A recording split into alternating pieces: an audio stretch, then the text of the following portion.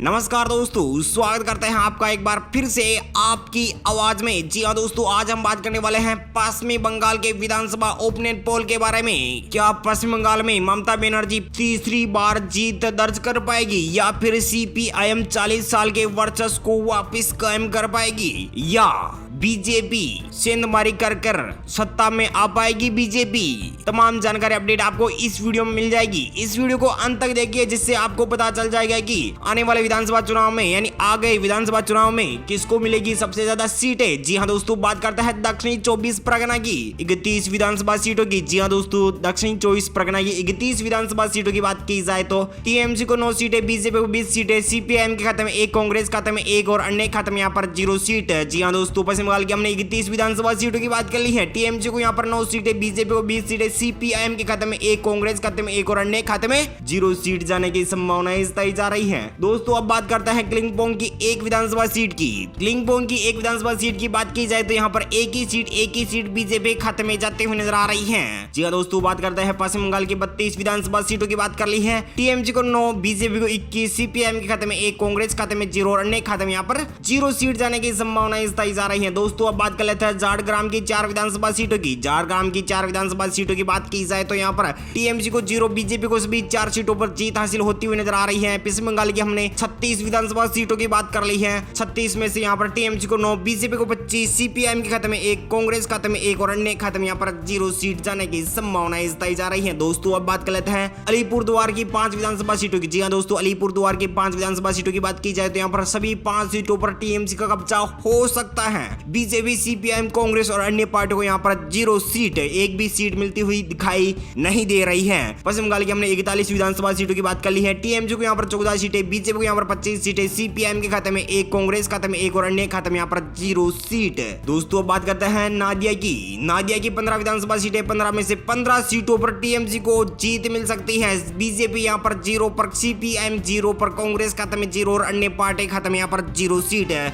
पश्चिम बंगाल की हमने 56 विधानसभा सीटों की बात कर ली है। टीएमसी को यहाँ पर 29 सीटें, बीजेपी खाते में 25 सीटें, सीपीआईएम के खाते में 1 सीट, कांग्रेस खाते में 1 सीट और अन्य पार्टी खाते में यहाँ पर 0 सीट जाने की संभावनाएं जताई जा रही है। दोस्तों अब बात करते हैं दार्जिलिंग की 5 विधानसभा सीटें हैं। सभी 5 विधानसभा सीटों पर बीजेपी को जीत हासिल हो सकती है। वहीं 61 सीटों पर पश्चिम बंगाल की ओपिनियन पोल के बारे में बात कर ली है। टीएमसी को 29 सीटें, बीजेपी को 30 सीटें, सीपीआईएम के खाते में 1, कांग्रेस खाते में 1 और अन्य पार्टी खाते में 0 सीट।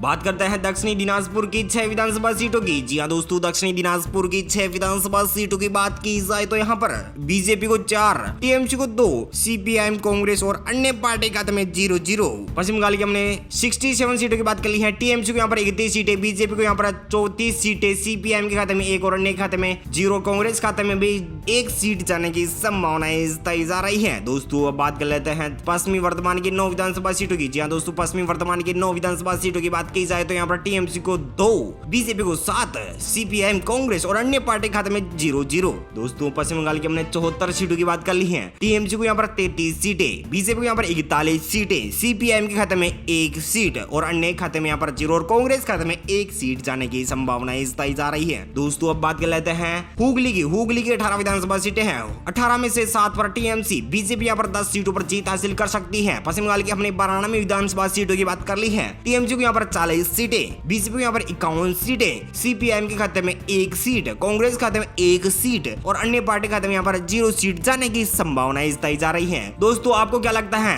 पश्चिम बंगाल में किसकी होगी जीत? हमें कमेंट करके जरूर बताएगा।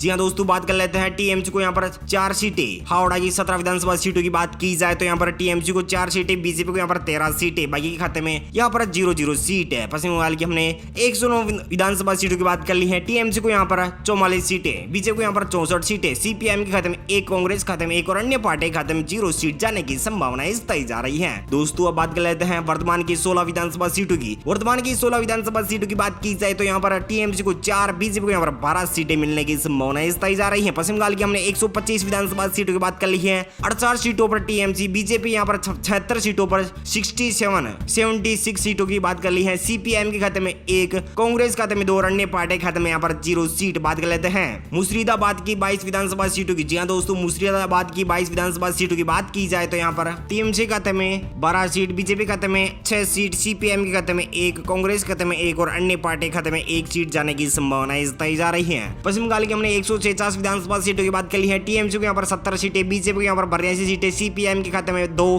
कांग्रेस खाते में 2 और अन्य पार्टी खाते में 0 सीट जाने की संभावनाएं जताई जा रही है। दोस्तों अब बात कर लेते हैं मालदा की 12 विधानसभा सीटों की बात की जाए तो यहाँ पर टीएमसी को 2, बीजेपी को 8, सीपीएम के खाते में 1, कांग्रेस खाते में 1 सीट जाने की संभावनाएं जताई जा रही है। पश्चिम बंगाल की हमने 168 विधानसभा सीटों की बात कर ली है। टीएमसी को यहाँ पर 72 सीटें, बीजेपी खाते में 90 सीटें, सीपीएम के खाते में 3, कांग्रेस खाते में 3 और अन्य पार्टी खाते में यहाँ पर 0 सीट जाने की संभावनाएं जताई जा रही है। दोस्तों अब बात कर लेते हैं बीरभूम की 11 विधानसभा सीटों की। सभी 11 सीटों पर बीजेपी को जीत हासिल होती हुई दिखाई दे रही है। दोस्तों अब बात कर लेते हैं बांकुड़ा की 13 विधानसभा सीटों की। बांकुड़ा की 13 विधानसभा सीटों में से टीएमसी को 3, बीजेपी खाते में 10 सीट जाने की संभावनाएं जताई जा रही है। पश्चिम बंगाल की हमने 188 विधानसभा सीटों की बात कर ली है। टीएमसी को यहाँ पर 75 सीटें, बीजेपी खाते में 107 सीटें, सीपीएम के खाते में 3 सीटें, कांग्रेस खाते में 3 और अन्य पार्टी खाते में यहाँ पर 0 सीट जाती हुई दिखाई दे रही है। दोस्तों अब बात कर लेते हैं पुरुलिया की 9 विधानसभा सीटों की। पुरुलिया की 9 विधानसभा सीटों की बात की जाए तो यहाँ पर टीएमसी को 6, बीजेपी खाते में 3, सीपीएम के खाते में 0, कांग्रेस खाते में 0 और अन्य पार्टी खाते में 0 सीट है। पश्चिम बंगाल की हमने 204 विधानसभा सीटों की बात कर ली है। टीएमसी को यहाँ पर 87 सीटें, बीजेपी को यहाँ पर 118 सीटें, सीपीएम के खाते में 5 सीटें, कांग्रेस खाते में 3 सीटें, अन्य पार्टी खाते में 0 सीट जाने की संभावनाएं जताई जा रही है। पुरुलिया की 9 विधानसभा सीटों की बात की जाए तो यहाँ पर टीएमसी को 6, बीजेपी खाते में 3 सीटें। पश्चिम बंगाल की हमने 213 विधानसभा सीटों की बात कर ली है। 27 सीटों पर टीएमसी, बीजेपी यहाँ पर 118 सीटों पर, सीपीआईएम यहाँ पर 5 सीटों पर, कांग्रेस खाते में 3 और अन्य पार्टी खाते में यहाँ पर 0 सीट है। दोस्तों अब बात कर लेते हैं पश्चिमी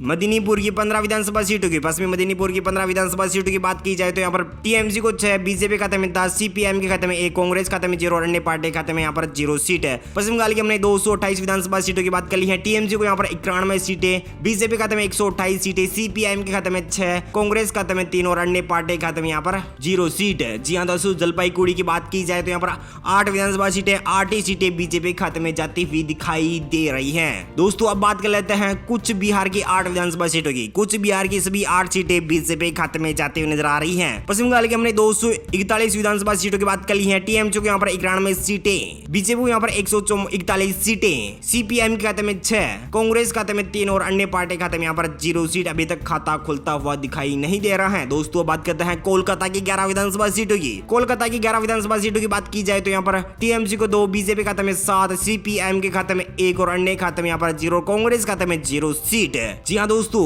पश्चिम बंगाल की हमने 252 सीटों की बात कर ली है। टीएमसी को यहाँ पर 93 सीटें, बीजेपी खाते में 48 सीटें, सीपीएम के खाते में 6 सीटें, कांग्रेस खाते में 3 और अन्य पार्टी खाते में यहाँ पर 0 सीट है। दोस्तों अब बात कर लेते हैं उत्तरी दिनाजपुर की 9 विधानसभा सीटों की। उत्तरी दिनाजपुर की 9 विधानसभा सीटों की बात की जाए तो यहाँ पर टीएमसी को 4, बीजेपी खाते में 5, सीपीआईएम के खाते में 0, कांग्रेस खाते में 0 और अन्य पार्टी खाते में 0 सीट जाने की संभावनाएं जताई जा रही है। पश्चिम बंगाल की हमने 261 विधानसभा सीटों की बात कर ली है। टीएमसी को यहाँ पर 90 सीटें मिलने की संभावनाएं जताई जा रही है। बीजेपी को यहाँ पर 160 सीटें, सीपीएम के खाते में 6 सीटें, कांग्रेस खाते में 3 और अन्य पार्टी खाते में यहाँ पर 0 सीट है।